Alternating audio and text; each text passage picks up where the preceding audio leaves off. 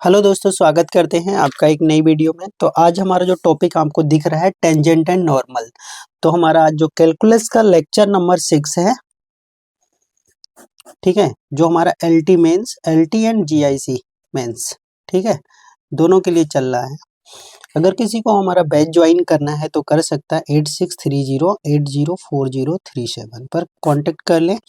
तो हमारा जो भी रनिंग में बैच है वो एलटी मेंस जीआईसी के लिए दोनों बैच स्टार्ट हैं, प्री प्लस मेंस, ठीक है, पूरा कंबाइन ले सकते हो।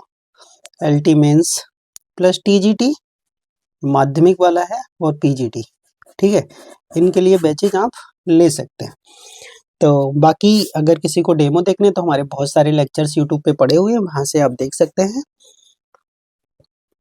चलिए बिना किसी देरी के स्टार्ट कर लेते हैं। तो सबसे पहले हम क्या करेंगे, जो हमने अपना प्री में आप लोगों को करा दिया था एक बार वहां से थोड़ा बहुत बता देते हैं। बाकी ये लेक्चर्स हमारा ऑलरेडी पहले से अपलोड है, ठीक है, बट कुछ बेसिक फार्मूले बताते हैं जिससे कि अभी जो हम कराएंगे उसमें आपको दिक्कत ना हो, ठीक है।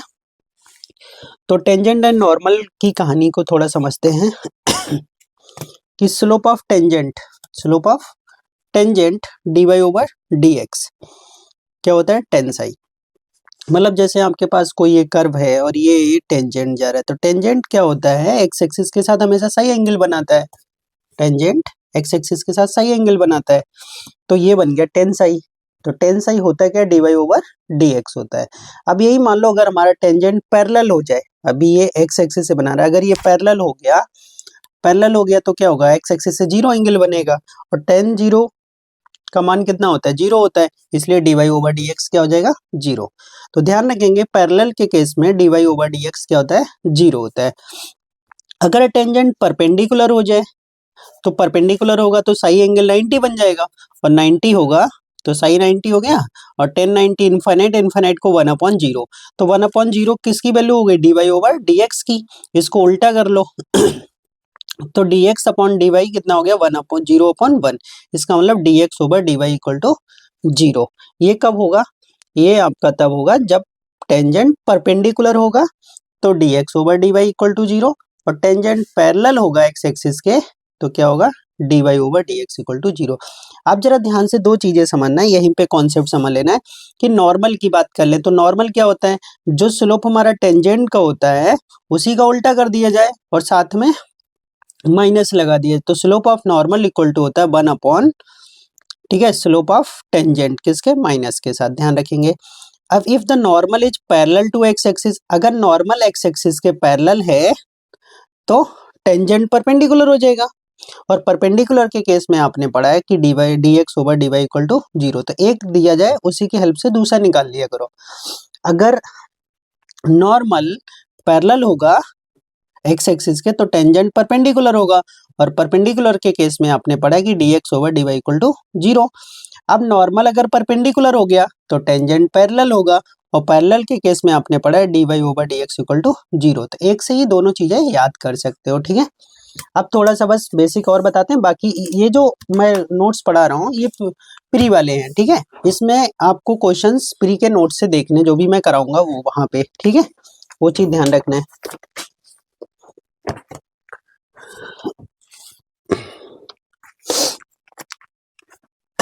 तो ये हमारा फार्मूला होता है इक्वेशन ऑफ टेंजेंट का। इसमें क्या, हमें कोई एक पॉइंट दे रखा होगा x1 y1, इसकी हेल्प से हम इक्वेशन बना लेंगे y माइनस y1, ठीक है, अपॉन dy ओवर dx। उसी पॉइंट पे हमें स्लोप निकालना dy over dx, x minus x1।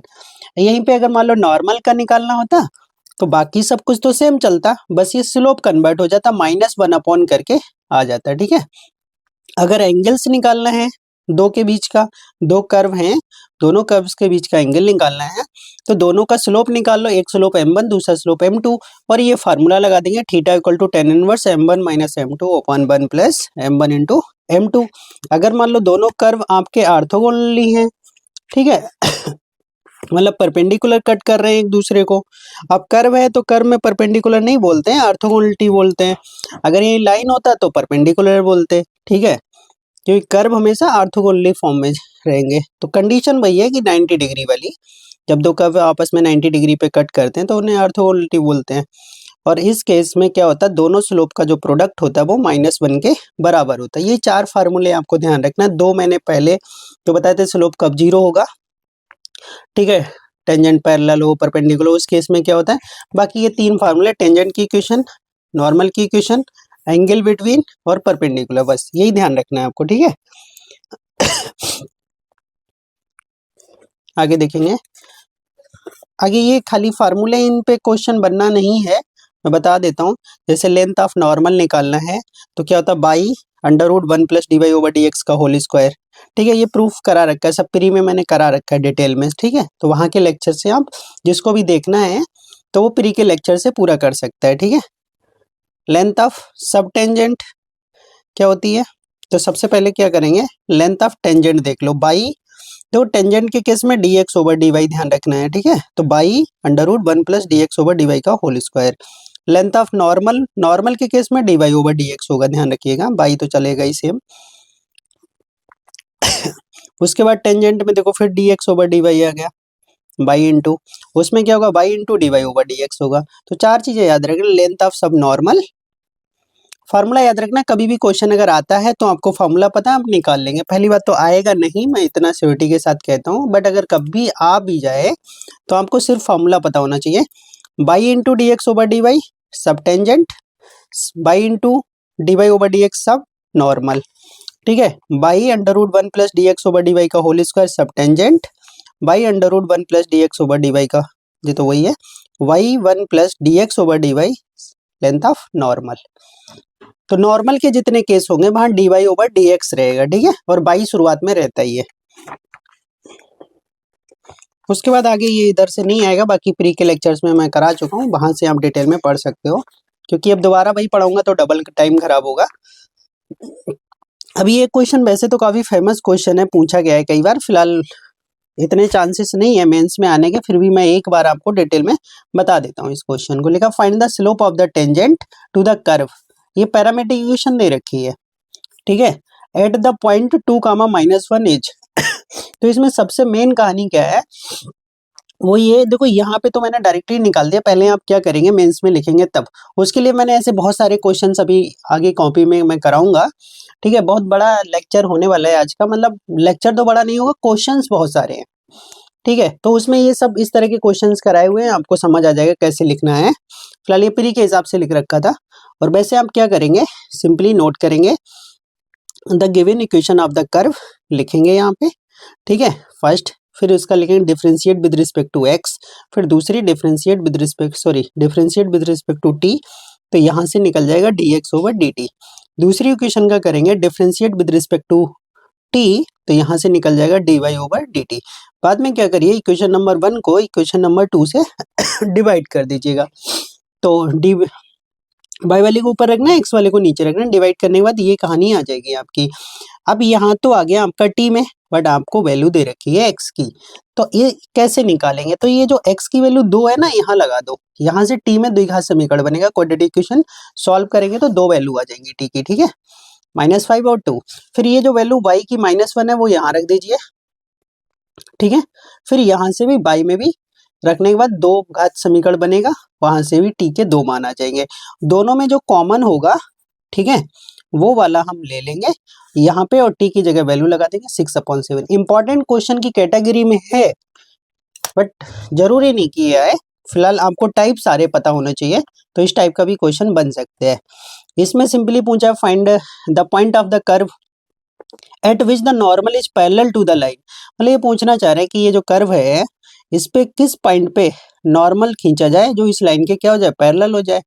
तो कैसे करेंगे, सिंपली सबसे पहले जो कर्व दे रखा है पहले लिखेंगे यहाँ पे, equation of the curve is लिखने के बाद उसका differentiate with respect to x करेंगे, तो यहाँ से हमारा dy/dx 1/y आ गया। अब हमें क्या चाहिए, ये तो हमारा स्लोप किसका, टेंजेंट का है। अब हमें चाहिए स्लोप नॉर्मल का, तो यहीं पे लिखा स्लोप ऑफ नॉर्मल क्या होता है, 1/dy/dx होता है, ये आ गया -y।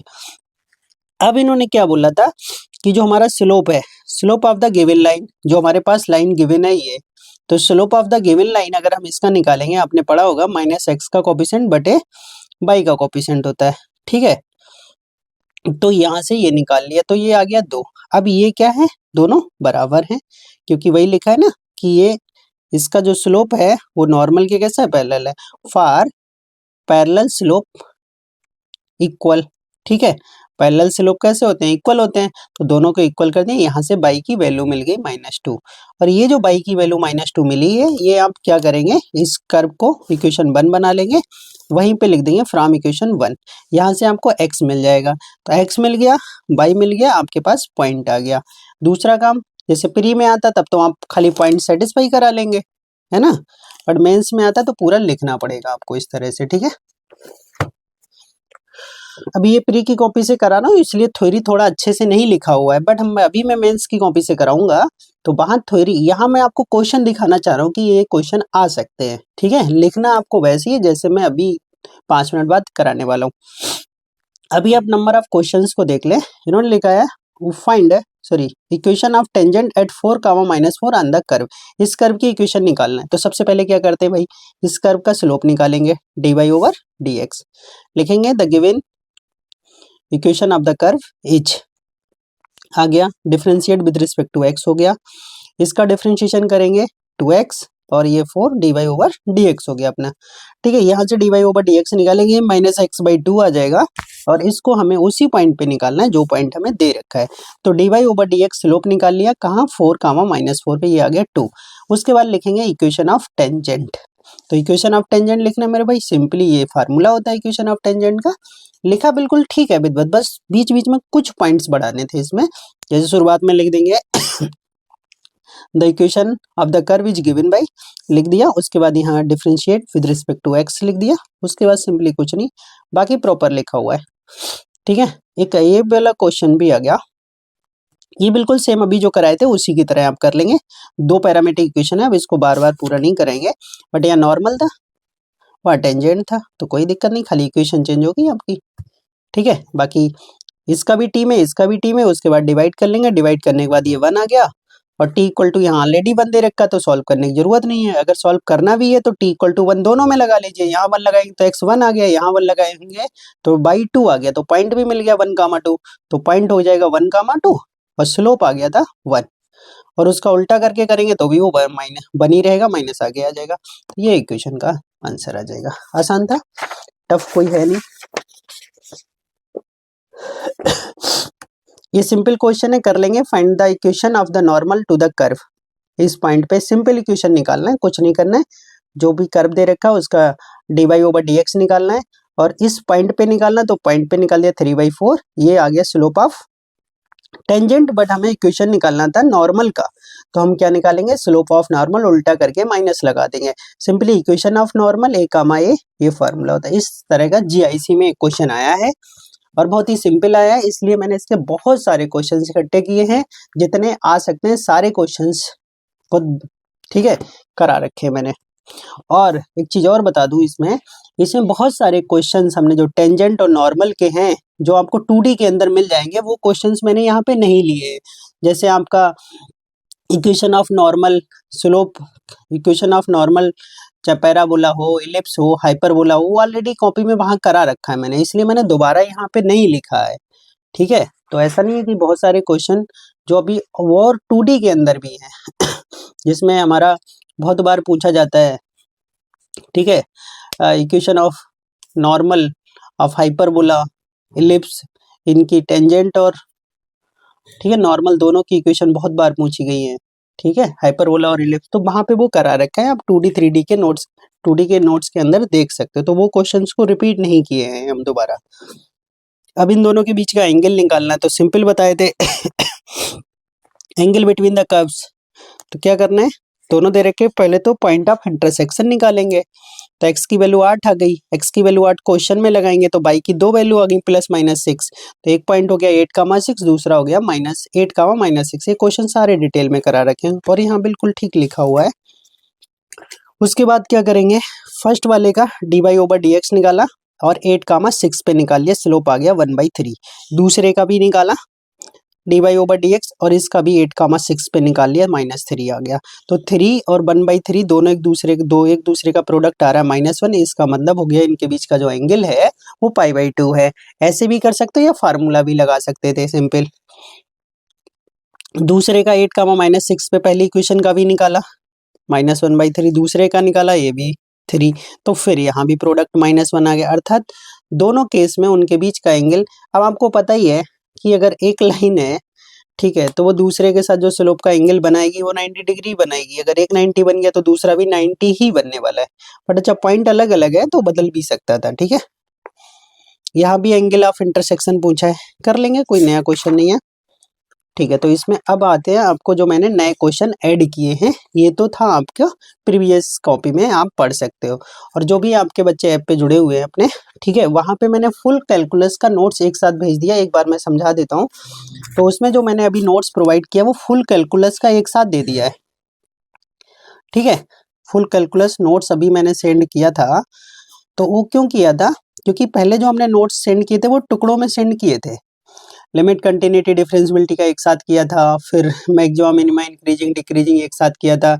ऐसे फिर कैलकुलस में वो उसमें आगे इंटीग्रेशन, डेफिनेट, ठीक है, फिर एरिया, इस तरह से किए थे। इस बार जो हमने नोट्स सेंड किए वो फुल और फाइनल एक ही साथ सेंड कर दिया गया, ठीक है। तो उससे आपको टेंशन नहीं लेना है। ये चाहे तो एक साथ वाला, अगर जिसने प्रिंट करा रखा है तो उसको दोबारा प्रिंट कराने की जरूरत नहीं है, उसको ये केवल मेंस के नोट्स प्रिंट कराने हैं। और जिसने अभी तक नहीं कराया वो फुल कैलकुलस वाली नोट से प्रिंट करा सकता है, ठीक है। चलिए आगे देखते हैं अब। तो आज का लेक्चर काफी अच्छा होने वाला है।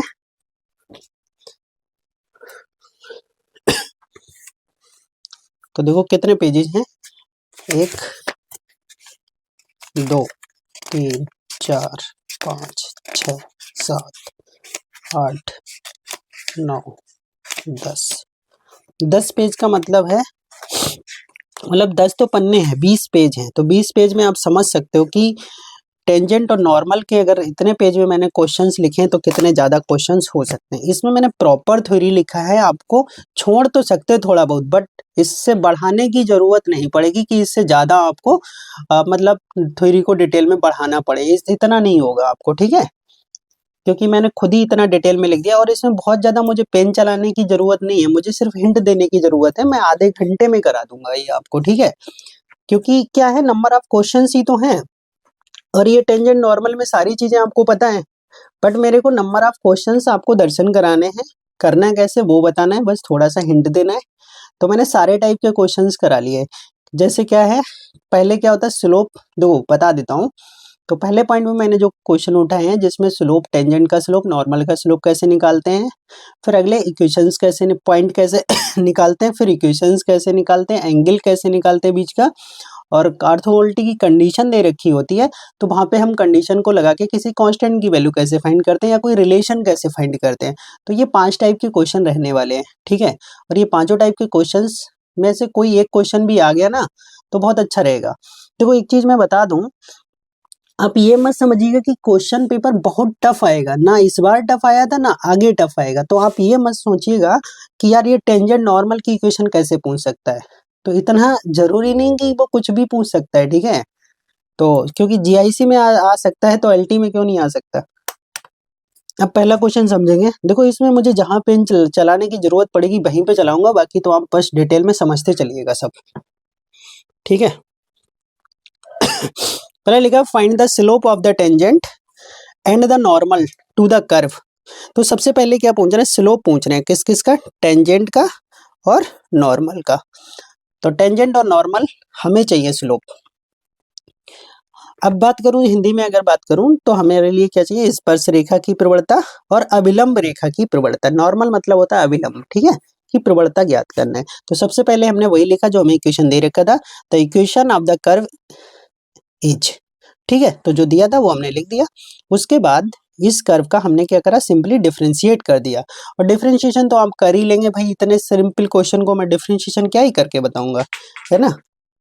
डिफरेंशिएशन कर लिया, dy ओवर dx एक तरफ, बचा हुआ सब दूसरी तरफ, तो ये आ गया।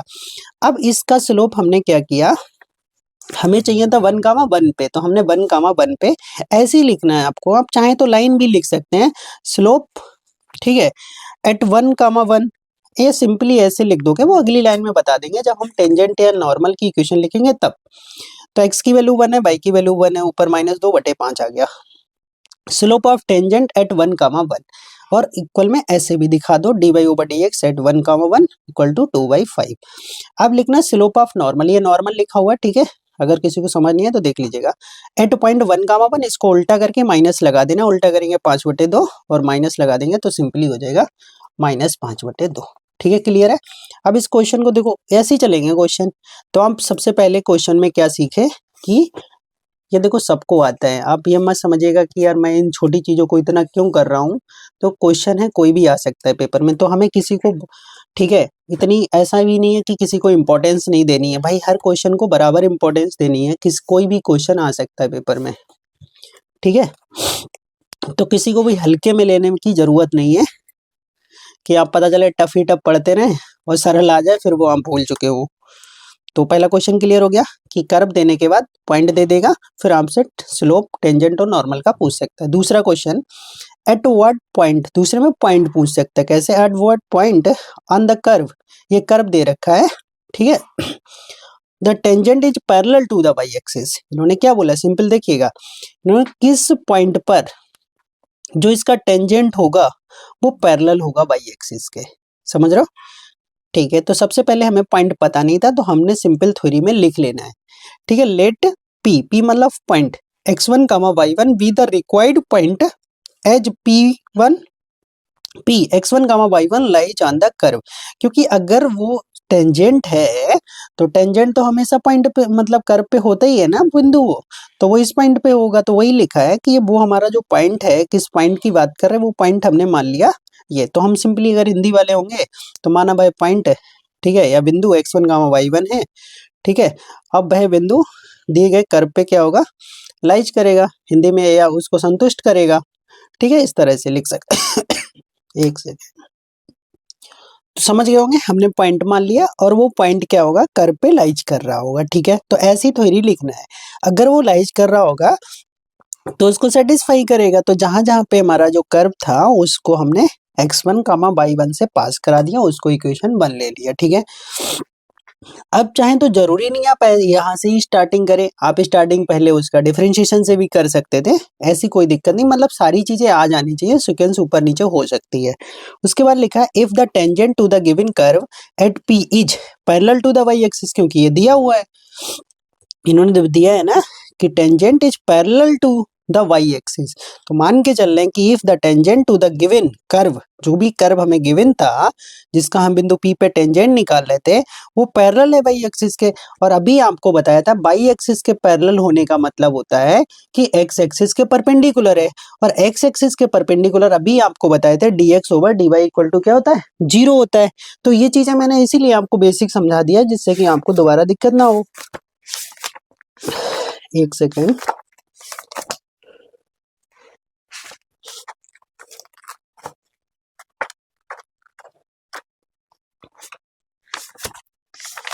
कभी तो कराए थे,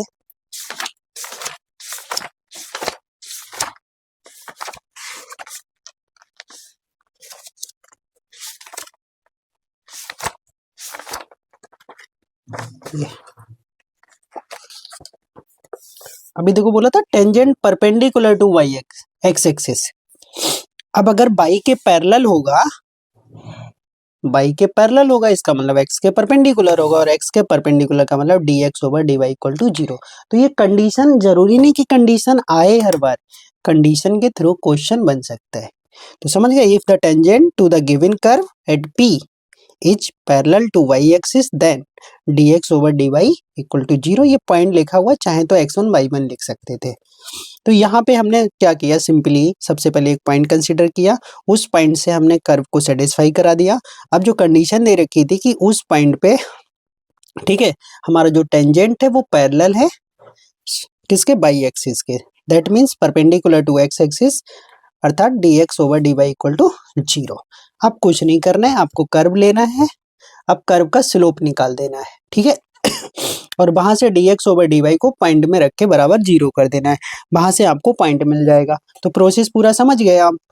अब ये हमारा हो गया क्वेश्चन, वही लिखा हमने, the equation of curve is, equation लिखा, सिंपली y के रिस्पेक्ट में डिफरेंशिएट कर दिया, बाई में क्यों कर दिया? अगर बाई में नहीं करना चाहते हो आप एक्स में कर लो, कोई दिक्कत नहीं है, बाद में आपको उल्टा करना पड़ेगा, ऐसा दिक्कत नहीं है। आप ये समझे कि हमें बाई में क्यों किया, हम एक्स में करना चाह रहे हैं तो एक्स में कर सकते हो, बट आपको लास्ट में जब d Y over D x बनेगा उसको उल्टा करके d x over D Y equal to 0 कर लेना, सिंपल।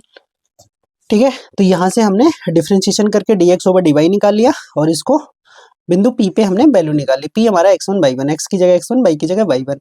अब ये हमें दिया हुआ था कि dx over dy equal to 0, therefore ये वैल्यू लगा दी इसकी बराबर 0, तो y की वैल्यू यहाँ से क्रॉस मल्टीप्लिकेशन ये 0, y1 की वैल्यू 2 आ गई और 2 हमें गिवन कर्व में लगा देना है जो भी हमारे पास कर्व था। ठीक है, तो y की वैल्यू जैसे ही 2 लगाएंगे तो ये आ जाएगा, x में क्वाड्रेटिक बन गई, x में क्वाड्रेटिक बनेगी तो इसके x की 2 वैल्यू आ जाएंगी, y की वैल्यू तो एक ही रहेगी, तो पहला पॉइंट -1, 2, दूसरा पॉइंट 3, 2, लास्ट में लिखना hence the coordinates of the required point. ठीक है, पॉइंट्स लिखेंगे क्योंकि 2 आए, -1, 2 एंड 3, 2। तो सिंपल सी बात थी, समझ गए होंगे। एक और क्वेश्चन कराया है पॉइंट वाला ही, फाइंड, नंबरिंग डाल लेते हैं 2 के बाद 3। ठीक है, तो क्या लिखा है, इसमें भी पॉइंट निकाला है, इसमें भी कुछ नहीं है, एक बार पैरेलल टू एक्स एक्सिस, एक बार पैरेलल टू वाई एक्सिस, बस ही पॉइंट निकालना। सेम कहानी है क्वेश्चन की, बस कर्व बदला हुआ है और इसमें एक साथ दोनों क्वेश्चन हो गए हैं।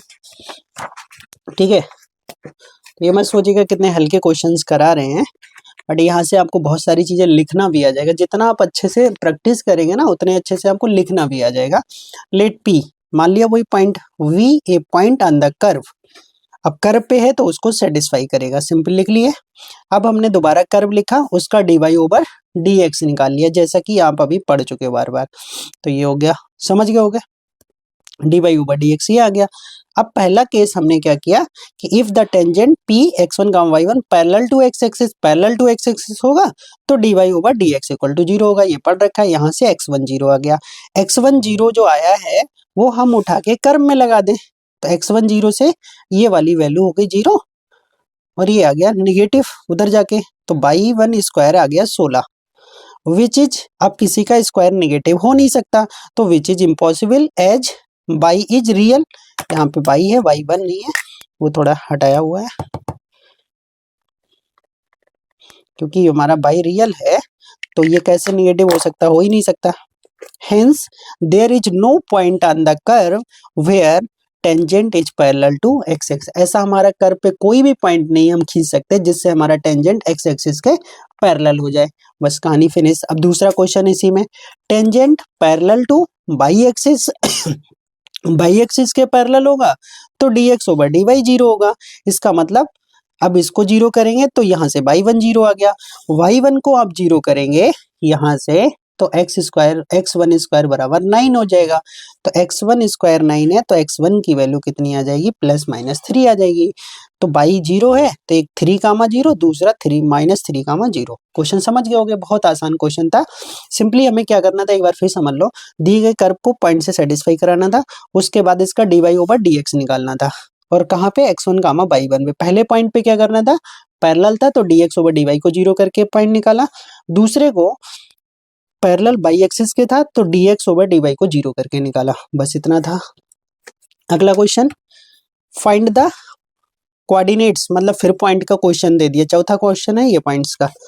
Find the coordinates of the point on the curve root, एक क्वेश्चन इसलिए मैंने दिया है इसकी कैलकुलेशन की वजह से, बहुत बड़ा क्वेश्चन नहीं है। Root x plus root y equal to 4 at which the tangent is equally inclined to the axis. ठीक है, वो कौन सा पॉइंट है जहां पर जो हमारा, ठीक है, एक कर्व है एट विच टेंजेंट जो होगा वो इक्वली इंक्लाइंडेड होगा दोनों एक्सिस से। जब इक्वली इंक्लाइंडेड होता है तो आपको कहानी पता होनी चाहिए कि वहां पे जो स्लोप होता है वो +-1 होता है। ठीक है, स्लोप क्या होता है, इक्वली इंक्लाइंडेड में स्लोप +-1 के बराबर होता है। ठीक है, तो क्या कहानी है, सबसे पहले पॉइंट निकालना था, तो पॉइंट हमने मान लिया कि x1, y1 है, जो हमारा इस कर्व पे है तो वो कर्व को सेटिस्फाई भी करेगा। ठीक है, equally inclined with the coordinate axis, तो जो भी क्वेश्चन में था वही यहाँ लिखा गया। इन्होंने बोला वो पॉइंट कौन सा होगा तो हमने मान लिया कि वो पॉइंट x1, y1 होगा। Let the required point be x1, y1। अब इन्होंने बोला कि जो पॉइंट है वो टेंजेंट से इक्वली इंक्लाइंडेड है, तो लिखा टेंजेंट टू द कर्व, ये इस कर्व पे एट बिंदु P पे equally inclined with the coordinate axis. बस इतना बता दिया, बाकी आप थ्योरी में अपना चेंजेस भी कर सकते हो, जरूरी नहीं डिक्टो लिखना है सेम। उसके बाद therefore the slope of the tangent, जो टेंजेंट का स्लोप होगा, ठीक है, इक्वली इंक्लाइंड है तो प्लस माइनस 1, क्योंकि एक तरफ से अगर 45 बनेगा तो दूसरी तरफ से 135 बनेगा किसी भी लाइन का, ठीक है। तो कहानी क्या है, जैसे यहाँ पे मैं बताना चाह रहा हूँ, जैसे मान लो ये एक्स एक्सिस है, इक्वली इंक्लाइंड है, तो ये 45 हो गया और 45 इधर हो गया, तभी तो इक्वली इंक्लाइंड होगा। पर लाइन अगर इस तरह से जाएगी तो जरा ध्यान से समझने का कोशिश करिएगा, ये तो अगर हम इधर से मेजर करेंगे इसका एंगल, जैसे दो ये लाइन है ना हमारी, तो एक तरफ से 45 बनेगा तो दूसरी तरफ से कितना बनेगा, 135 बनेगा। तो वही एक +1 होता है और एक -1 होता है, ये ध्यान रखना है।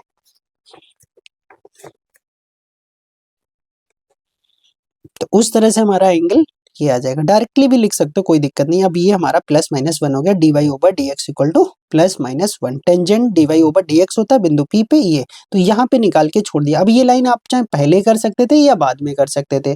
बाद में पहले तो फिर क्या करते, पहले हम उसका स्लोप निकाल लेते, फिर इसके बाद रखते। तो अब लिखा इक्वेशन ऑफ द कर्व, चाहे पहले यहाँ से स्टार्टिंग करते। अब इसका डिफरेंशिएशन आप जानते ही हैं, √x का 1/2 √x होता है, डायरेक्टली दिमाग में होना चाहिए। यहाँ से हमने dy/dx निकाला, ये आ गया। अब ये जो dy/dx है ये +-1 के बराबर होगा, क्लियर। अब यहाँ पे इसका स्लोप का जो वैल्यू था हमारा, ये इसके बराबर रख दिया, तो ये कंडीशन आ गई। √x1 जो है हमारा ±√/1। अब यहाँ पे दो केस बनेंगे। अब एक चीज और बता दी कि जो बिंदु हमारा Px1, y1 जब भी टेंजेंट होगा या नॉर्मल होगा तो वो कर्व पे तो होगा ही, है ना। तो कर्व उस जो बिंदु है वो कर्व पे होगा, तो कर्व को क्या करेगा, सेटिस्फाई करेगा, समझ गए। तो इसको यहाँ पे सेटिस्फाई करा दिया, ठीक है। तो ये बन गया √x1 + √y1 इक्वल टू 4, ठीक है। अब यहाँ से दो केस अराइज होंगे, कौन से दो केस, एक बार हम प्लस ले सकते हैं, √x1 बराबर √y1, दूसरा √x1 बराबर -√y1, और वो दोनों वैल्यू उठा के यहाँ पे लगा देंगे।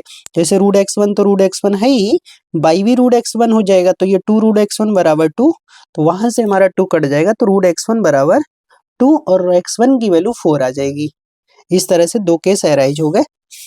अब दोनों केस में हम क्या करेंगे, एक बार पॉजिटिव साइन लिए थे केस 1 में, तो यहाँ से √y1 की जगह भी x1 लिख देंगे। जो इक्वेशन थी अभी हमारी पीछे, कौन सी, ये वाली, √x1 + √y1 बराबर 4, तो √y1 की जगह x1 लिख दिए, तो 2 x1 हो गए, काटा, ये स्क्वायर करा, 4 हो गया। तो अभी यहाँ पे आपको x1 4 आ गया। अब x1 4 है, बिंदु दोनों सेम है आपके x1 y1, क्योंकि यहाँ से देखिए आप दोनों बराबर चल रहे ना, तो x की वैल्यू भी कितनी आ जाएगी, 4, पहला पॉइंट हो गया। दूसरा देखिए, दूसरे में क्या करेंगे,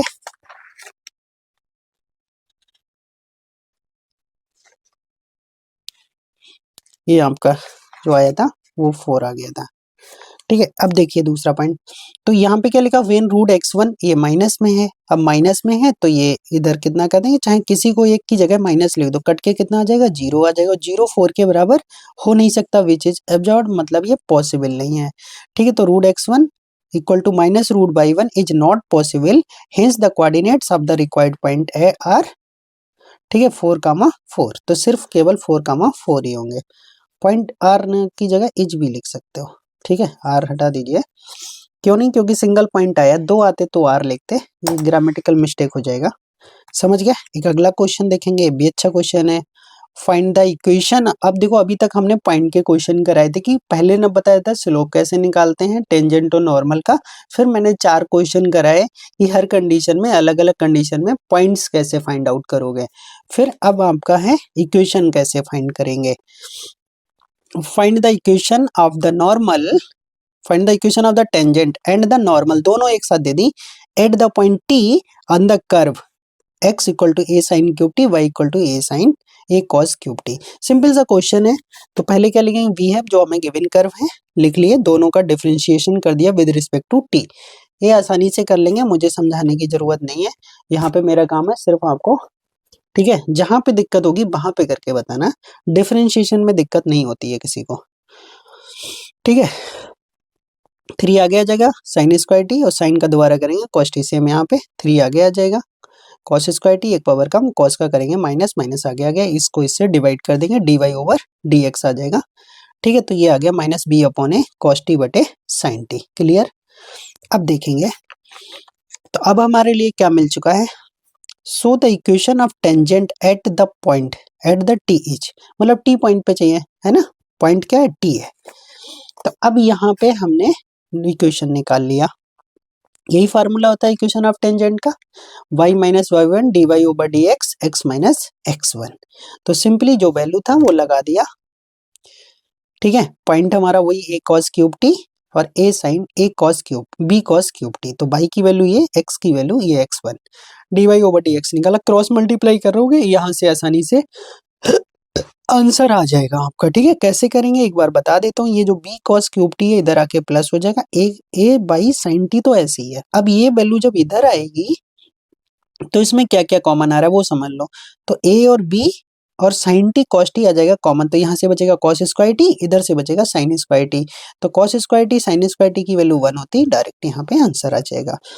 अब इक्वेशन ऑफ द नॉर्मल चाहिए, तो बस क्या बदलना है, इस स्लोप को उल्टा करके माइनस लगा देना है बस। ठीक है, स्लोप को उल्टा किया और माइनस लगा दिया, फिर क्रॉस मल्टीप्लाई करेंगे तो इस बार ये आंसर आ जाएगा आपका। अगला क्वेश्चन देखेंगे, क्या लिखा है, so that the line, so that the line, ये जो लाइन है टच द कर्व, इस कर्व को टच कर रही है at the point where it crosses the y axis. अगर कोई भी लाइन, ठीक है, अगर बाई एक्सिस को क्रॉस करेगी, इसका मतलब क्या होता है, वहां पे x की वैल्यू क्या होगी, 0 होगी। तो बस यहीं से क्वेश्चन स्टार्ट करना है अपने को। क्या करेंगे, the equation of the given curve is, ये दे रखी है, लिख लिया। ठीक है, उसके बाद it crosses y axis at the point where x equal to 0।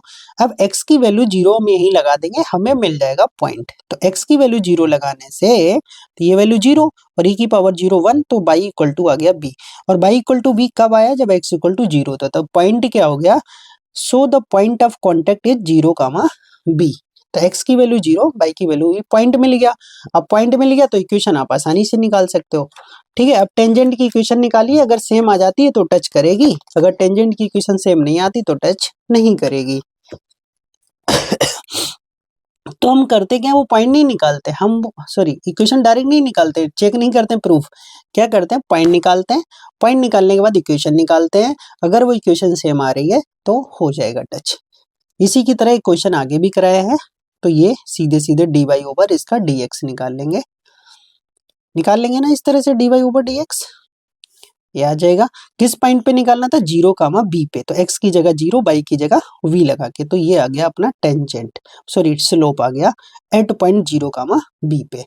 अब अपने को क्या निकालना था, इक्वेशन ऑफ टेंजेंट, आपको सिंपल फार्मूला पता है, ये तो वैसे ही लिख दिया, पॉइंट लिख दिया a comma b, but a की वैल्यू 0 है और b की वैल्यू b ही है, तो a जाके 0 बन जाएगा और b की जगह b ही रहेगा। अब ये जो आया था dy ओवर dx, ये माइनस b अपॉन a है, तो सबकी वैल्यू लगा दी, क्रॉस मल्टीप्लाई करी, सेम इक्वेशन आ गई जो हमसे कह रहा था। देखो ये कह रहा था ये लाइन टच कर रही है, तो टेंजेंट, टेंजेंट क्या होता है, ये लाइन है और टेंजेंट है। ठीक है, तो टेंजेंट हमेशा कर्व से जाता है तो टच तो करेगा ही करेगा, तो बस यही करना था अपने को। तो इक्वेशन आ गई अपनी ये टेंजेंट की। अब ये टेंजेंट की इक्वेशन है तो कर्व को टच करेगी ही करेगी, hence this line touch the curve, कौन सा है, this at the point where it crosses the axis of y। इस तरह से लिख लेंगे, समझ गए। तो इस तरह से थ्योरी लिखना है, बिल्कुल हमने प्रॉपर थ्योरी लिख के समझाया है आपको, इस तरह से करेंगे तो कोई दिक्कत नहीं आने वाली। ठीक है,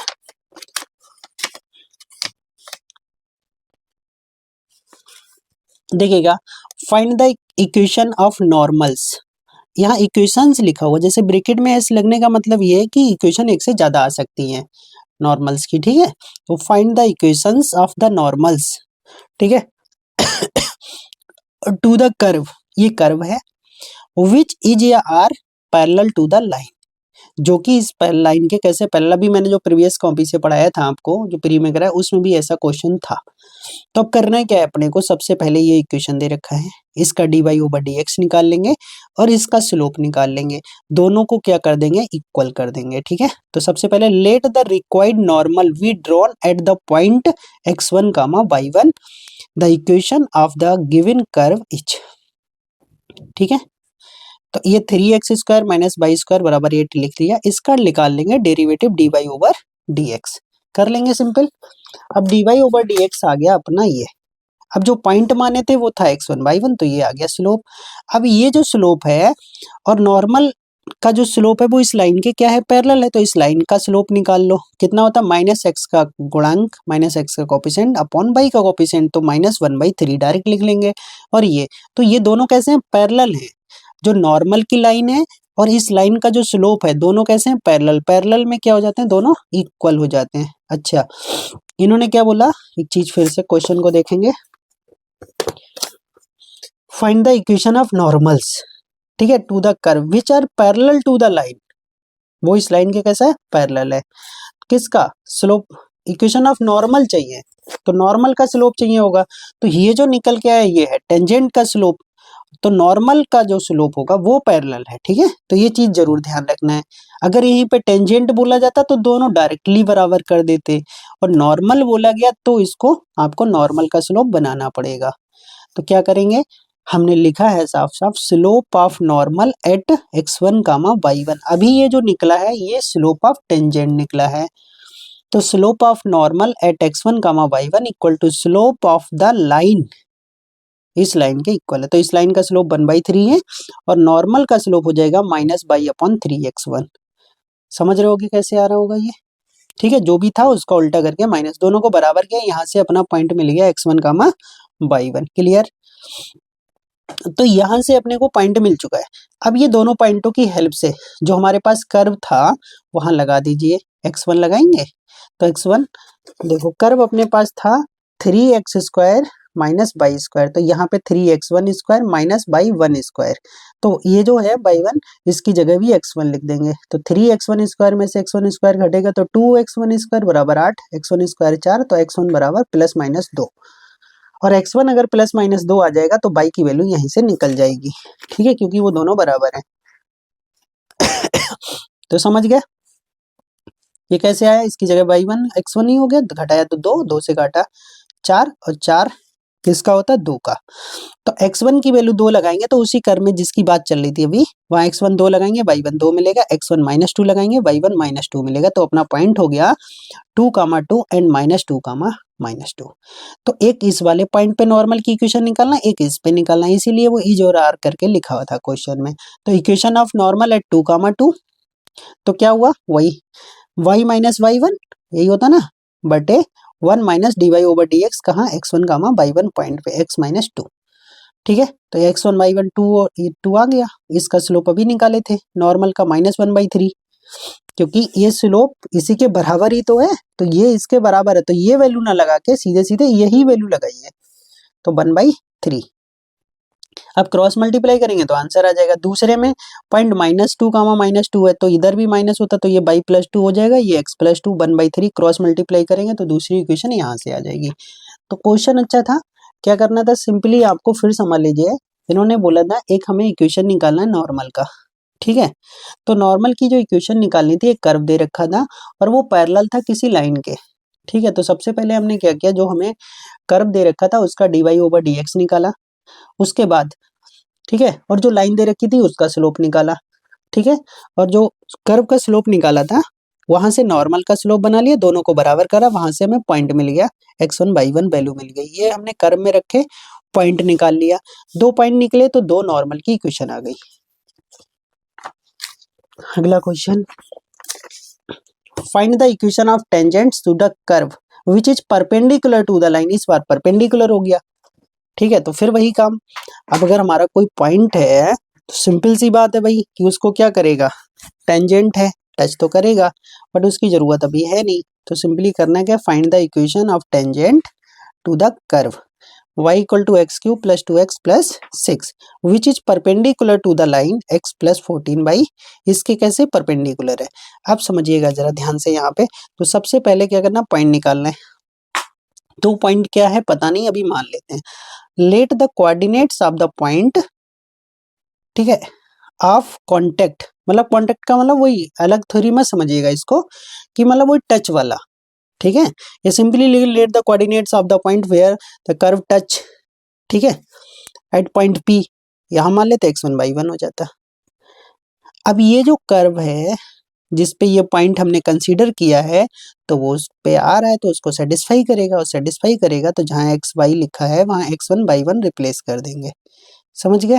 तो पहले पॉइंट माना, फिर उस पॉइंट से गिवन कर्व को सेटिस्फाई कर ले। ये हर बार जब भी करना है आपको पॉइंट की जरूरत पड़ेगी तब। उसके बाद अब ये जो हमारे पास कर्व है इसका dy/dx निकालेंगे। कहाँ पे, वही x1/1 पे। तो dy/dx x1/1 पे निकलिए, ये आ गया। अब यहाँ तक दो काम आप समझ गए। पहले पॉइंट माना, पॉइंट से सेटिस्फाई कराया, इक्वेशन 1। फिर हमें जो कर्व था उसका dy/dx निकाला at this point x1, y1, दो निकल गए। अब हमारे पास जो लाइन थी उसके परपेंडिकुलर है, तो इसका स्लोप निकाल लो। तो इसका स्लोप आ जाएगा the tangent is, the tangent at x1, y1 is perpendicular to the line. तो इसके परपेंडिकुलर, तो इसका स्लोप आ जाएगा -x का गुणांक बटे y का गुणांक -1/14। और ये जो स्लोप आ रहा है वो इस स्लोप के कैसे परपेंडिकुलर है। तो परपेंडिकुलर है भाई, पैरेलल में बराबर होते हैं, परपेंडिकुलर में दोनों का प्रोडक्ट 1 होता है, -1 होता है। जैसे पीछे वाले में देखो जरा ध्यान से, अभी क्या था, इसमें हमारा पैरेलल था, तो पैरेलल में हमने दोनों को क्या किया, बराबर किया। इस बार कैसे है इस बार हमारे परपेंडिकुलर है, और क्या है, टेंजेंट है ना। ध्यान रखिएगा, जो स्लोप्स है वो टेंजेंट है, तो एक दूसरे को बदलना नहीं पड़ा, डायरेक्टली जो भी हमारा आया ये वाला स्लोप और इसका स्लोप, दोनों के स्लोप का प्रोडक्ट -1 के बराबर कर दिया। यहाँ से x1 की वैल्यू आ गई +-2। अब ये +-2 हम गिवन कर्व में लगाएंगे, यहाँ पे एक बार 2 लगाएंगे और एक बार -2 लगाएंगे, तो उसके करस्पॉन्डिंग हमें y मिल जाएगा। x1 लगाया 2, कितना आया 18, x2 लगाया -2, y1 आया -6। तो दो पॉइंट हो गए, पहला हो गया अपना 2,18, दूसरा हो गया -2, -6। अब दोनों पॉइंट पे इक्वेशन ऑफ टेंजेंट निकाल लेंगे, बस सिंपल सा। ये x1 y1 का काम करेगा और स्लोप पहले ही निकाल चुके हो, तो वहां पे जो स्लोप आया था अब वो उस पॉइंट पे भी निकाल लिया। 2,18 पे कितना 14 आया, और दूसरा भी हमारा दूसरे -2, -6 पे भी निकाला तो भी 14 आया। ठीक है, अब equation of tangent y -y1 18, dy/dx 2,18, x -x1 कर दो, क्रॉस मल्टीप्लाई करेंगे पहले इक्वेशन, फिर सेम वही कहानी। अब की ये x1 ये y1, तो y1 माइनस है तो y +6, ये भी माइनस है तो x +2, और ये वैल्यू 14 आई थी, क्रॉस मल्टीप्लाई करेंगे आंसर आ जाएगा। Find the equation of the normal at the point, इस बार पॉइंट दे रखा है ऑन द सर्किल। ये क्वेश्चन आया था जीआईसी में, ठीक है, ये जीआईसी मेंस का क्वेश्चन है, मैंने यहाँ पे लिख दिया है। इस क्वेश्चन को दो तरीके से कर सकते थे, दोनों तरीके बता दूंगा मैं अभी आपको, ठीक है।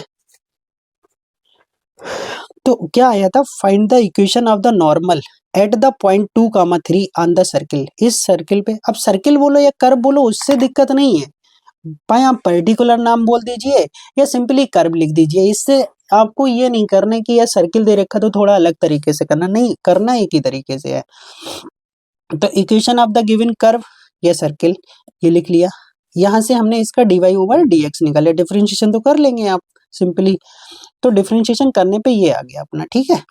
अब ये कहाँ निकालना है, 2,3 पे निकालना है, तो 2,3 पे हमने इसको 2,3 पे स्लोप निकाल लिया, कितना आ गया -1। अब हमारे पास पॉइंट पता है 2,3 और स्लोप पता है -1। अब आपको इक्वेशन ऑफ नॉर्मल तो जानते ही हैं क्या होती है, तो equation of normal y -y1 1/dy/dx 2,3 और 2x माइनस, यहाँ सीधे बिंदु लगा दिया। चाहे तो आप पहले फार्मूला लिख लेते एक लाइन में, y -y1 ये लिखते और यहाँ भी लिखते x -x1, तो ये x1 y1 आपका काम करता। चलिए कोई बात नहीं, डायरेक्ट कर दिया, तो आप पहले फार्मूला लिख लेना, सेकंड लाइन में ये लिख देना, फिर यहाँ पे क्रॉस मल्टीप्लाई, क्योंकि इसका जो स्लोप आया था वो -1 आया था, ठीक है। तो ये वैल्यू क्या होगी भाई, -1 बटे -1 कट के आ गया 1। अब क्रॉस इसको इधर ले आए दोनों को, तो x उधर जाके -y1 -2 इधर आके +3, तो ये आ गया आपका। ठीक है, एक ऐसे कर सकते थे। एक काम क्या कर सकते थे, जरा देखो मैं इधर ही बता देता हूँ। जैसे आपके पास ये सर्किल है, देखो जरा ध्यान से, x² y² -2x -4y +3 = 0, तो ये हो गया सर्किल। तो यहाँ से क्या करते हैं, सिंपली देखो इसका सेंटर निकालते हैं। तो सेंटर ऑफ सर्किल, चाहे तो पूरा लिखते कंपेयर करते, वो भी हम करेंगे। जैसे सर्किल है इसका कंपेयर करते हैं, x² y² 2gx 2fy + c = 0, तो वहां से सेंटर निकालते हैं। सेंटर क्या होता है मेरे भाई, -g, -f होता है। ठीक है, तो जो भी x का गुणांक हो उसका आधा करो, जो y का गुणांक हो उसका भी आधा करो, और माइनस से गुणा कर दो, ये आ जाएगा सेंटर। तो ये आप कोई सर्किल बनाते हैं जिसका सेंटर दिखाते 1, 2। ठीक है, अब यहाँ से क्या करते हैं, अब आपको पता है नॉर्मल जो होता है वो हमेशा कहाँ से पास होता है, नॉर्मल हमेशा जो पास होता है वो कहाँ से पास होता है, आपको पता है नॉर्मल कहाँ से पास होता है। कोई भी सर्किल पे आप नॉर्मल ड्रॉ कर लेना, वो हमेशा सेंटर से पास होगा। कहाँ से पास होगा, सेंटर से। और निकालना कहाँ से था, 2, 3 से। ठीक है, तो अब ये दो चीजें समझिएगा, फिर क्वेश्चन में समझिएगा कि find the equation of normal eight the point. तो ये कोई सर्किल पे पॉइंट होगा 2, 3, 2, 3 सर्किल पे होगा। ठीक है, तो क्या लिखा, find the equation of the normal at the point 2, 3। तो 2, 3 जो है वो वहां से निकालना है, और जाएगा यहाँ से। वो चाहे यहाँ हो या बाहर हो, उससे फर्क नहीं पड़ता। फिलहाल देखो मैं दिखा भी देता हूँ, जैसे 2 और 3 दे रखा है, तो ये 4 हो जाएगा। एक सॉरी कितना था, 2 और 3, 3 का वर्ग 9। ठीक है, 2, 3। अब यहाँ 2 लगाओ तो ये 4, यहाँ 3 लगाओ, -12 + 3, देखो जरा कितना हो रहा है, 9, 4 13 और 3 16, तो 16 - 16 = 0। इसका मतलब ये पॉइंट कहाँ है भाई, जब नॉर्मल है तो उस पॉइंट से चाहिए तो कर्व पे ही होगा ना, तो कहाँ यहाँ मान लो, यहाँ मान लो, उससे कोई फर्क नहीं पड़ता। तो इस पॉइंट पे ये है आपका मान लो 2, 3, तो इन दोनों के बीच की ये इक्वेशन निकालने, तो ये भी तो वही है इक्वेशन। इसका भी आप करके देख लो, 2 बिंदु मान लो, क्या होता है आपका, 2 बिंदुओं से जाने वाली रेखा का समीकरण पता होगा, y1 y2 - y1 बटे x2 - x1, और ब्रैकेट में x - x1, ये पढ़ा होगा आपने। तो कहाँ से पास, यहाँ से कराना था, भुजा वहां से रहा था, कोई दिक्कत नहीं। तो y माइनस कितना हो जाएगा 3, और y2 - y1, तो ये कितना कर लेंगे, 2 - 3, और नीचे भी हो जाएगा 1 - 2, और इधर x - 2 कर लो यहाँ से। तो y - 3, ऊपर बचेगा -1, नीचे भी -1, तो x - 2, यहाँ से करेंगे y - 3 x - 2, इधर ले लेंगे तो वही x - y और +1 = 0, यही आने वाला है आपका। ठीक है, समझ गए होंगे। तो ऐसे भी निकाल सकते थे, कोई दिक्कत नहीं है। फिलहाल जब हमें सिंपल मेथड आता है तो इतना बड़ा मेथड क्यों करेंगे यार, बताओ, क्यों सेंटर निकालें, क्यों चित्र बनाएं, इतना काम करें, ऐसा जरूरी नहीं है। आप इससे ही करिए, सीधे सीधे कर्व का dy/dx, जिस पॉइंट पे बोला उस पॉइंट पे निकाल लो, और उसके बाद स्लोप मिल गया, पॉइंट मिल गया। इसमें क्या चाहिए होता है भाई, दो ही चीजें चाहिए होती, देखो y - y1 और dy/dx x - x1। तो इसमें क्या चाहिए, एक तो स्लोप चाहिए, दूसरा पॉइंट चाहिए x1/1। अब नॉर्मल का है तो क्या होगा, y/1 1/dy/dx, जिस पॉइंट पे चाहिए। तो नॉर्मल का स्लोप चाहिए और पॉइंट चाहिए, तो दो चीजें चाहिए होती हैं अगर इस तरह की इक्वेशन निकालने के लिए, स्लोप चाहिए और दूसरा चाहिए पॉइंट। तो पॉइंट और स्लोप मिल जाए तो आप किसी की भी इक्वेशन आसानी से निकाल सकते हो। अब यहाँ पे लिखा find the equation of the normals to the curve and passes through the 1, 2। तो सेम क्वेश्चन हो गया, कर सकते हो, बार बार एक ही जैसे क्वेश्चन नहीं करा रहा हूं मैं, सिंपल थोड़ा सा बोल देता हूँ। नॉर्मल है तो नॉर्मल पे पॉइंट ले लिया, ठीक है, एंड पासिंग थ्रू 1, 2। तो सबसे पहले अब नॉर्मल वो पॉइंट है तो वो उस पर होगा तो उसको सेटिस्फाई करेगा। तो ये x1² = 4y1 पहली इक्वेशन, इसको सेट, इसका dy/dx निकाल लीजिए, पॉइंट पे निकाल दिया। ठीक है, ये अब यहाँ से इक्वेशन निकाल दी, नॉर्मल की लिख दिया, और सिंपली उसके बाद नॉर्मल की इक्वेशन निकालने के बाद ये इक्वेशन 1, 2 से पास हो रही है। तो 1, 2 x1/1 की जगह नहीं, x और y की जगह लगाएंगे, तो वहां से हमें एक इक्वेशन मिलेगा, x1/1 में रिलेशन कुछ ना कुछ आएगा। ठीक है, तो वहां से पास कराने के बाद x1/1 = 2 आ गया।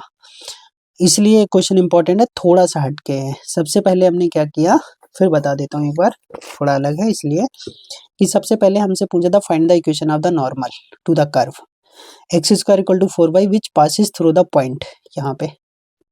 ठीक है, अब क्या करना है वो समझिए। उसके बाद ये कह रहे हैं कि आपको पॉइंट चाहिए था, तो सबसे पहले हमने सपोज मान लिया कि पॉइंट हमारा ये है। अब ये इस कर्व मतलब ये पैराबोला पे लाइज करेगा तो उसको सेटिस्फाई करेगा। बना लिया इक्वेशन 1। उसके बाद इसी को लिखने के बाद हमने क्या किया, इसका स्लोप निकाल लिया, ये आ गया। अब ये स्लोप मिल गया, पॉइंट x1y1 है आपके पास, वहां से आपने नॉर्मल की इक्वेशन, ये हमारी नॉर्मल की इक्वेशन है। अब ये नॉर्मल की इक्वेशन जो आई है वो 1,2 से पास हो रही है। ठीक है, अर्थात नॉर्मल पे हमारा बिंदु 1,2 है, तो वो इसको सेटिस्फाई करेगा।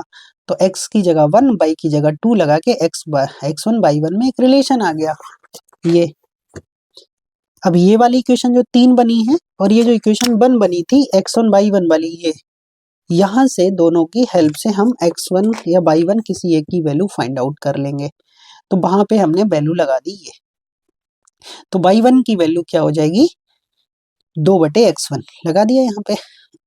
ठीक है, स्क्वायर करने के बाद ये आ गया x12 आ गया, तो 2 से 2 कट जाएगा, y1 आ गया 1। तो x1 y1 अब मिल गया हमें बिंदु। अब ये इक्वेशन हम कहाँ लगा देंगे, यहाँ लगा दो, चाहे तो यहीं लगा दो, सबसे अच्छा है। यहाँ क्यों लगाओगे, यहाँ लगाइए, जो आई है नॉर्मल की इक्वेशन, इसको कोई नंबर डाले, इसको सेकंड डाल दीजिएगा। ठीक है, यही तो नॉर्मल की इक्वेशन आई थी, यहीं पे x1 y1 की वैल्यू लगा दो, आपका आंसर आ जाएगा। देखो वैल्यू लगा दी, y1 की वैल्यू 1 और x1 की वैल्यू 2, आ गई इक्वेशन। ठीक है, अब एक और अच्छा क्वेश्चन, कितने बचे हैं अभी, 2 3 तो 3 4 क्वेश्चन बचे। चलिए चलने दीजिए। और prove that all normals to the curve this and this at a distance a from the origin. ये डिस्टेंस दे रखा है, ये कह रहा है जो भी नॉर्मल्स है उनका अगर ओरिजिन से डिस्टेंस निकाला जाए तो क्या आएगा, a आएगा, ये पता करना है। तो सबसे पहले हमें क्या करना है, नॉर्मल निकालना है, इक्वेशन ऑफ नॉर्मल, उसका डिस्टेंस निकालना ओरिजिन से। तो सिंपल, बहुत आसान क्वेश्चन है। क्या करना है, सबसे पहले इसका डिफरेंशिएट क्या करेंगे, तो सिंपल समझे, dx/dt निकाल लेंगे। इधर से ये कर्व दिया, इसका dy/dt, एक दूसरे को भाग करके dy/dx निकाल लिया, tan t आ गया। चाहे आप tan t यूज करिए या जो आया वो यूज कर लीजिए, sin बटे cos भी कर सकते हो। अब क्या करेंगे, पॉइंट तो t है हमारे पास, तो वही हमारे पास जो x और y की जो वैल्यू आ रही थी, ये x की वैल्यू, ये पहला बिंदु और ये दूसरा बिंदु, तो इक्वेशन बना ली हमने, x y minus y1 x minus x1 और यहाँ पे स्लोप ऑफ नॉर्मल। तो जो आया था अभी ये साइन बटे कॉस, इसको ऊपर करा, कॉस बटे साइन, साथ में लगा दिया माइनस। ठीक है, ये क्रॉस मल्टीप्लाई करोगे ये तो कर ही लोगे। ठीक है, तो x cos t इधर आके प्लस बाई साइन t है ही अपना, और बाकी जो बचा है वो उधर भेज देंगे। कुछ कट रहा है सीधे सीधे, देखो ये minus minus plus, a t sine t cos t, a t sine t cos t. अब ये कॉस स्क्वायर टी इधर से आएगा minus a sine square t, उधर जाके प्लस ए कॉमन करेंगे, cos square t plus sine square t 1 हो जाएगा, बचेगा ए। ये आ गई इक्वेशन। अब इसका हमें क्या निकालना है, ए से नहीं, ओरिजिन से डिस्टेंस निकालना है। तो ओरिजिन से डिस्टेंस तो निकालना जानती है, एक्स की जगह 0, वाई की जगह 0, ए इधर आके माइनस ए बटे इनके कोफिशिएंट का square, cos square plus sine square, root के अंदर ये 1 हो जाएगा, ऊपर बचा ये मॉड लगा तो ए आ गया। यही हमें प्रूफ करना था, सिंपल सी। तो सबसे पहले नॉर्मल का इक्वेशन निकालना है, उसके बाद उसका डिस्टेंस निकालना ओरिजिन से, कोई दिक्कत नहीं है। अब ये भी क्वेश्चन एक अच्छा है, find all the tangents to the curve. ये हमारे पास टेंजेंट दे रखा है, अब इसका हमें क्या निकालना है, सारे टेंजेंट्स निकालने जो भी बन सकते हैं, और वो -2 पाई से पाई के बीच में। ठीक है, that are parallel to the line, इस लाइन के पैरेलल है। तो अब कहानी बन रही है एक अच्छे क्वेश्चन की तरफ। क्यों, क्योंकि यहाँ पे आपको एक रेंज भी दे रखी कि यहीं तक रखना है, उसके बाद पैरेलल भी दे रखा है, इसलिए क्वेश्चन को डाला। यूनिक क्वेश्चन सारे रख दिए मैंने। तो let the point of contact of one of the tangents v x1, y1, then x1, y1 lies, इस पे करेगा, बिल्कुल करेगा। तो इसको x की जगह x1, y की जगह y1 लगा के इक्वेशन बनी है। तो हर जगह जहां भी पॉइंट चाहिए वहां लिखना ही लिखना है।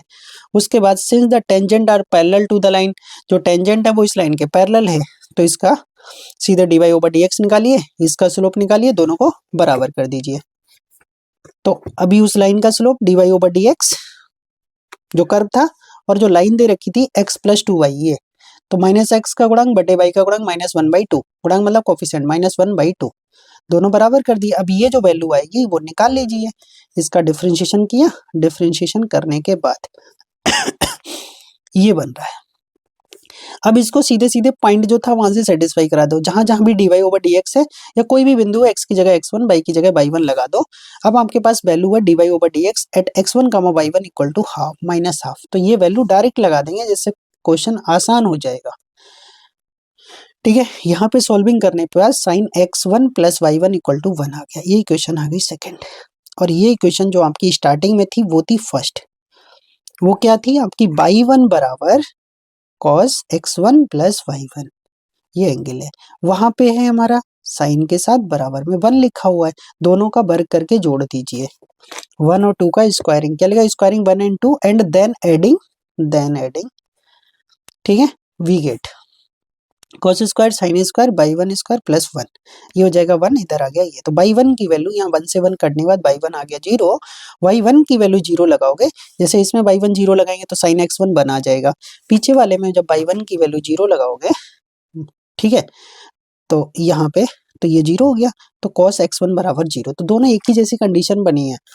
तो cos 0 कहाँ होता है, odd multiple of pi by 2, और साइन 1 कहाँ होता है, वो भी odd multiple of pi by 2 पे ही होता है। तो दोनों चीजें ये बना ली, क्योंकि आगे जा नहीं सकते, दोनों बराबर एंगल चाहिए थे। तो साइन अगर यहाँ लगाएंगे तो साइन cos 90 0, और माइनस लगाएंगे तो भी 3 पाई बाई 2 भी क्या देता 0, सेम कंडीशन यहाँ भी यही है। ठीक है, तो यहाँ भी यही आएगा, दोनों 0 दे रहे हैं, तो ए दोनों एंगल बने। ठीक है, तो पहला क्या बाई 1 तो 0 है ही, तो बाई 1 अपना 0, और एक बिंदु ये बाई पाई बाई 2 कामा 0, दूसरा -3 पाई बाई 2 कामा 0, दो बिंदु मिल गए। अब दोनों पे टेंजेंट का इक्वेशन निकालो। अब देखो क्वेश्चन अच्छा था, यूनिक था, करेंगे समझ आ जाएगा। अब ऐसे क्वेश्चंस क्या है, एक जगह आपके पास कलेक्ट हो जाएंगे, पेज पलटेंगे, डायरेक्टली आपको कॉन्सेप्ट पता करते चले जाएंगे। अगर ये पहली बार क्वेश्चन आता है तो फंस जाते हैं आप इसमें, इसीलिए मैंने जब नए नए मिले तो फिर अब डालना था, क्योंकि अगर मान लो पूरा चैप्टर अच्छे से करा रहे हो और वही क्वेश्चन नहीं कराए जो पेपर में आने वाले, तो फिर कोई फायदा नहीं उसका। तो स्लोप हो गया -1/2, पॉइंट हो गया ये, तो ये x1 की जगह, ये y1 की जगह, तो y माइनस y1 स्लोप। ठीक है, ये हो गया अपना स्लोप और ये हो गया बिंदु। क्रॉस मल्टीप्लाई करके सॉल्व करेंगे, ये आंसर आ जाएगा। दूसरे में यहाँ -1/2 ही रहेगा, बट बिंदु हो जाएगा -3 पाई बाई 2 कामा 0, समझ गया, -3 पाई बाई 2 कामा 0 स्लोप, ये वहां से नॉर्मल की। ये क्वेश्चन जैसे अभी पीछे वाला कराया था टच द कर्व, तो वहां पे सिंपल इक्वेशन थी, यहाँ पे थोड़ी अलग, ये कर्व है और ये लाइन है, तो x upon a by upon b equal to 2। अगर इसका टेंजेंट की इक्वेशन ये आ गई तो समझ लेना इसको टच कर रहा है, नहीं आई तो नहीं टच करेगा। तो सिंपली बहुत आसान, सबसे पहले ये गिवन कर्व, इसका dy ओवर dx निकाल लो। ठीक है, differentiate with respect to x, power आगे आ जाएगी, एक पावर कम हो जाएगी, x अपॉन ए का 1 अपॉन ए, पावर आगे एक पावर कम, 1 अपॉन बी ऐसी, बाई का dy ओवर dx। यहाँ से हमने क्या किया, dy ओवर dx को लिख लिया। किस पॉइंट पे चाहिए था, पॉइंट गिवन है a कामा b पे चाहिए, तो x की जगह a, y की जगह v, कटने के बाद कट जाएगा 1, कटने ऊपर नीचे कटेगा 1, 1 की पावर कुछ भी 1 माइनस a अपॉन b आ गया dy ओवर dx। अब हमें क्या चाहिए, equation of tangent at a comma b लगा दो, तो y minus y1 x minus x1 dy over dx लगा दिया, dy ओवर dx ये आ गया, क्रॉस मल्टीप्लाई किया, ये आया वाक्य, ये आ गया। ठीक है, और यही हमें से पूछ रहा था कि ये इस कर्व को ये लाइन टच करेगी नहीं करेगी, तो सिंपली हमने इसका टेंजेंट इक्वेशन निकाला, ये आ गया। इसका मतलब लास्ट में लिख देंगे, hence x upon a by upon v equal to 2 touch the given curve at a comma v for all natural numbers. ठीक है, अब ये एंगल के दो क्वेश्चन करा दिए हैं।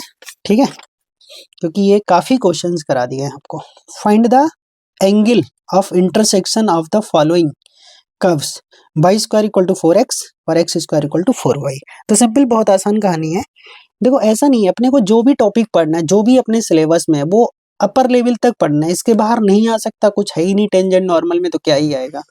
ठीक है, तो अभी यहाँ पे क्या करें, दोनों कर्व हो गए, यहाँ से मैंने थोड़ा भी जरूरत पड़ेगी आगे चल के इसकी, इनका पॉइंट भी निकालना है, क्योंकि भाई दोनों कर्व दे रखे, पॉइंट ऑफ इंटरसेक्शन पता नहीं है, तो जब हमें यही नहीं पता कि दो कर्व कहाँ पे कट कर रहे हैं तो हम उनका स्लोप नहीं निकाल पाएंगे। ठीक है, स्लोप निकल जाएगा, उस पॉइंट पे नहीं निकलेगा, तो फिर एंगल नहीं निकाल पाएंगे आप। तो सबसे पहले इन दोनों कर्व का इंटरसेक्शन पॉइंट निकालना है अपना पहला काम। तो यहाँ से क्या करा, एक्स की वैल्यू ये आ गई और ये वैल्यू उठा के यहाँ लगा दी। आफ्टर सॉल्विंग देखो इसको इधर ले लेंगे तो बाई और ये, तो 1/0 1/³ इक्वल टू 64 मतलब 4। तो बाई की वैल्यू 0 ये लगाई, किसमें, कर्व में लगा दो किसी एक में। y 0 लगाने पे x भी 0 आ रहा है। बाई की वैल्यू 4 लगाने पे, जैसे मान लो यही लगा लो 16, 4 से 4 कटेगा, x की वैल्यू 4, तो x 0 बाई 0 पे x 0, बाई 4 पे x भी 4। तो पॉइंट हो गया 0,0 एंड 4,4। तो अब हमें क्या निकालना है, दोनों पे क्या करना है, स्लोप निकाल लीजिए। तो सबसे पहले हमें जो कर्व था उसका पहले कर्व का dy/dx निकाले, ये आ गया। दूसरे कर्व का dy/dx ये आ गया। अब मान लो हमने ये जो माना 3 और 4 को पहले 0,0 पे निकाल लो। तो अगर 0,0 निकालोगे, जरा ध्यान से समझिएगा, इसमें जैसी बाई की वैल्यू 0 लगाओगे ये आ जाएगा इनफाइनाइट। और dy/dx इक्वल टू इनफाइनाइट का मतलब हो गया dx/dy इक्वल टू 0। और यहाँ पे जब आप लगाएंगे x 0 तो ये आ गया dy/dx आ गया 0। तो ये dy/dx आ गया 0 और ये dy/dx आ गया इनफाइनाइट। इनफाइनाइट का मतलब हो गया, उल्टा कर दो, dx/dy इक्वल टू 0। इसका मतलब हो गया एक पैरेलल है और एक परपेंडिकुलर है ना, मतलब एक एक्स एक्सिस के पैरेलल है और एक बाई एक्सिस के पैरेलल है। अब दो कर्व एक एक्स एक्सिस के पैरेलल हो और एक बाई एक्सिस के पैरेलल हो तो उनके बीच में डायरेक्टली आपको एंगल समझ आ रहा है कितना बनेगा, 90 डिग्री बनेगा। तो वही आप थ्योरी में भी लिख सकते थे या आप डायरेक्टली उनको निकाल भी सकते थे। तो वही लिखा है m1 dy/dx eight 0,0 to infinite. इसका मतलब हो गया therefore the tangent to the curve 1 at 0,0 is parallel to the y axis, हो गया। और दूसरे का 0 आया, इसका मतलब पैरेलल टू एक्स एक्सिस, एक पैरेलल एक्स एक्सिस के एक पैरेलल वाई एक्सिस के। इसका मतलब हो गया वो दोनों आपस में 90 डिग्री पे कट करेंगे। Hence the angle between the tangent of tangents, hence the angle between tangents to curves, tangents to two curves, ठीक है, at 0,0 is a right angle. समझ गए। अब दूसरा, consequently two curves intersect at right angle at 0,0, ऐसे भी बता सकते, वही लाइन को लिखा गया दोबारा। अब दूसरा 4,4 पे निकालना है। तो पहले का जो स्लोप आ रहा था 2/बाई, तो 2/4 1/2 आ गया। दूसरा आ रहा था x/2, तो x की वैल्यू 4/2, ये आ गया 2। तो ये हमारा m1, ये m2। अब फार्मूला लगा के निकालना पड़ेगा, ये फार्मूला है, एक 2 है एक 1/2 है। सॉल्विंग करने के बाद 3/4 आ गया। तो theta equal to tan theta 3/4 या theta equal to tan inverse 3/4 लिख सकते हो। ठीक है, अच्छा क्वेश्चन था। एक और क्वेश्चन कराए हैं, क्या लिखा, so that the curves x/2 and xy equal to k cuts at right angle. अगर ये दोनों राइट एंगल पे कट करेंगे, कब करेंगे, इफ 8k² इक्वल टू 1। तो दोनों का स्लोप निकालना, दोनों का स्लोप का प्रोडक्ट -1 करना है और ये वैल्यू कंडीशन प्रूफ करना है। तो पहला दूसरा, सबसे पहला काम है इनका इंटरसेक्शन पॉइंट निकालना। तो एक की वैल्यू उठा के दूसरे में लगा दो, यहाँ x की वैल्यू यहाँ लगा दी, तो बाई और बाई स्क्वायर मिलके बाई/3, बाई की वैल्यू ये। अब बाई की वैल्यू यहाँ रखेंगे तो 2 k की पावर 1/3 है, 2 और आ जाएगा, तो k की पावर 2/3 x की वैल्यू। तो ये अपना हो गया पॉइंट। अब इस पॉइंट पे सबसे पहले पॉइंट का स्लोप निकाल लिया dy/dx, बाई की वैल्यू 1/3, k की पावर 1/3। फिर दूसरे पॉइंट का स्लोप निकाल लिया, ये आ गया, ये दोनों आ गए स्लोप।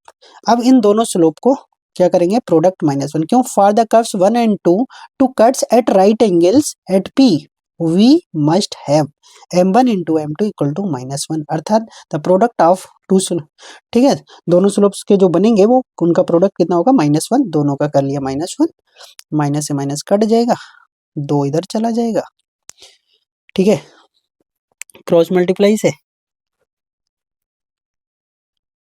इसको सबको हमने इधर कर लिया, बराबर बन कर लिया। तो k की पावर 1/3 मिलकर 2/3 और 2 ये सब एक साथ आ गया, दूसरा 1 गया।